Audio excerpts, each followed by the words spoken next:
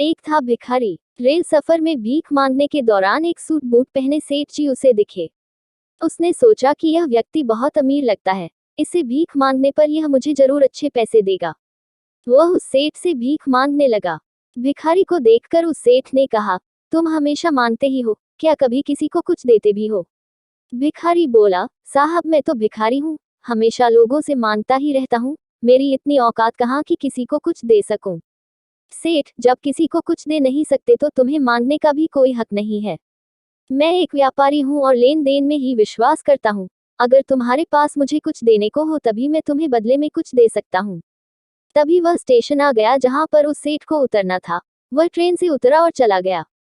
इधर भिखारी सेठ की कही गई बात के बारे में सोचने लगा।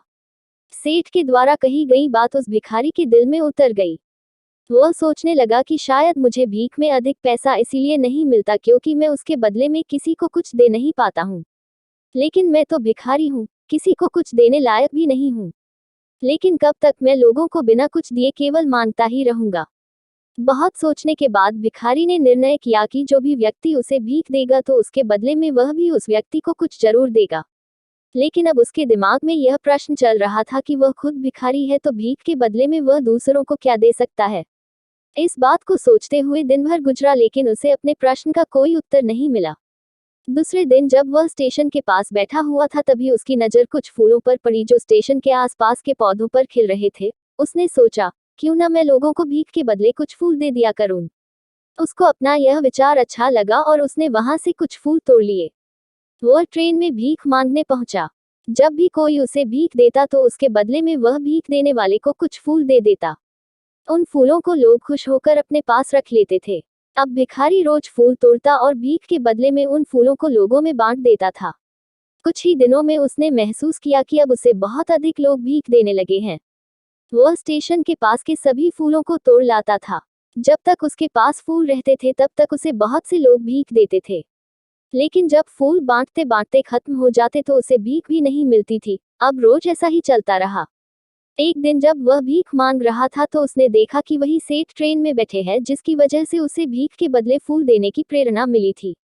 वह तुरंत उस व्यक्ति के पास पहुंच गया और भीख मांगते हुए बोला, आज मेरे पास आपको देने के लिए कुछ फूल हैं, आप मुझे भीख दीजिए, बदले में मैं आपको कुछ फूल दूंगा। सेठ ने उसे भीख के रूप में कुछ पैसे दे दिए और भिखारी ने कुछ फूल उसे दे दिए। उस सेठ को यह बात बहुत पसंद आई।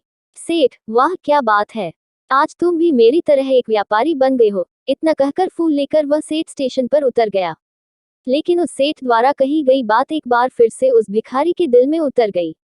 वह बार बार उस सेठ के द्वारा कही गई बात के बारे में सोचने लगा और बहुत खुश होने लगा। उसकी आंखें अब चमकने लगी। उसे लगने लगा कि अब उसके हाथ सफलता की वह चाबी लग गई है जिसके द्वारा वह अपने जीवन को बदल सकता है। वह तुरंत ट्रेन से नीचे उतरा और उत्साहित होकर बहुत तेज आवाज में ऊपर आसमान की ओर देखकर बोला, मैं भिखारी नहीं हूँ, मैं तो एक व्यापारी हूँ। मैं भी उस सेठ जैसा बन सकता हूँ। मैं भी अमीर बन सकता हूँ। लोगों ने उसे देखा तो सोचा कि शायद यह भिखारी पागल हो गया है। अगले दिन से वह भिखारी उस स्टेशन पर फिर कभी नहीं दिखा। एक वर्ष बाद इसी स्टेशन पर दो व्यक्ति सूट बूट पहने हुए यात्रा कर रहे थे। दोनों ने एक दूसरे को देखा तो उनमें से एक ने दूसरे को हाथ जोड़कर प्रणाम किया और कहा, क्या आपने मुझे पहचाना? सेठ, नहीं तो, शायद हम लोग पहली बार मिल रहे हैं। भिखारी, सेठ जी, आप याद कीजिए, हम पहली बार नहीं बल्कि तीसरी बार मिल रहे हैं। सेठ, मुझे याद नहीं आ रहा, वैसे हम पहले 2 बार कब मिले थे?